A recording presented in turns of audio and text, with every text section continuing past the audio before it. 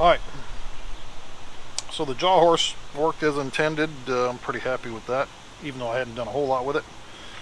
That worked out pretty well. Now we're going to try out this sander. Hopefully I don't pull too many amps. I had to run an extension cord from my garage out here. Not that I couldn't do this in the garage, but it's not raining at the moment, so I'd kind of like to take full advantage of that weather. And there's less mess to clean up outside. So first thing I'm going to have to do is I'm going to have to mess with the belt tracking on here. The last little bit of what I had to finish setting up yesterday was this little guide right here. Just drops in that channel. You can push things along there so that you're catching your sanding belt. Now the professional model actually has Velcro, and you can replace the hook pad, which is your black part, once you need to, and you get your sanding discs. Just make sure they're Velcro backed. This is a lot better, a lot better in the sense that you're not tearing off sticky pads constantly. Lets you switch between your sanding medias a lot faster and a lot more efficiently.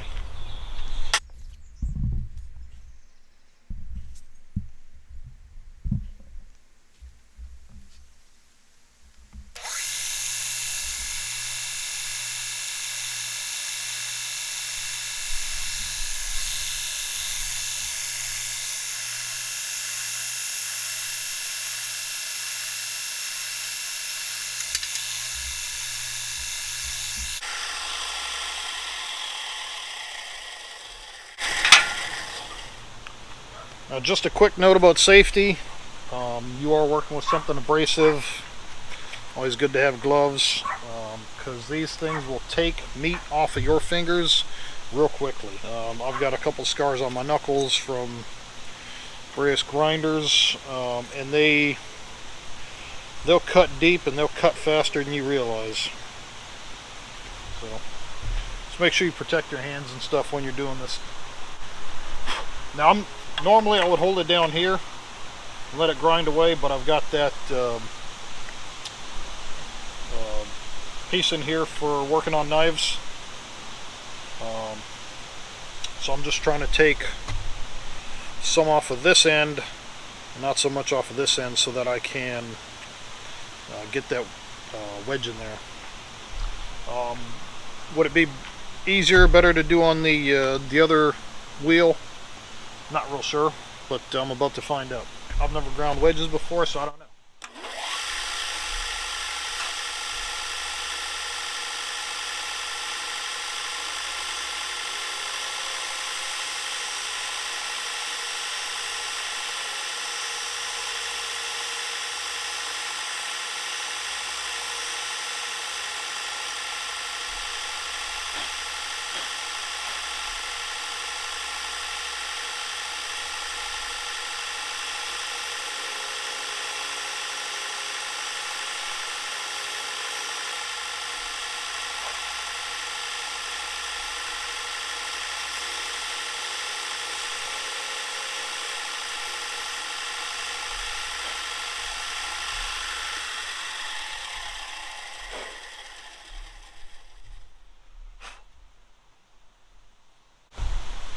Alright, so the simple, straightforward answer is yes, it is faster on the other one. However, you do run a risk of being a bit uneven.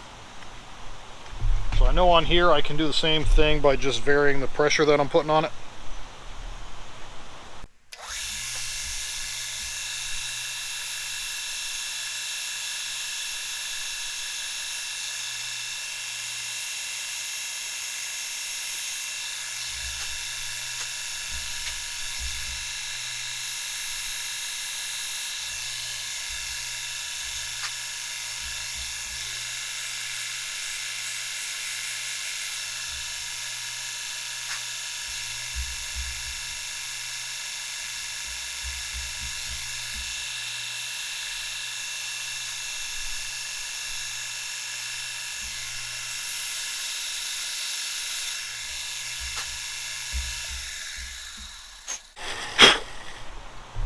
Alright. There it is. Considerably thinner. Isn't necessarily the most efficient way of doing it. I don't know. But that's what I got, and it's certainly a whole lot better than doing it by hand.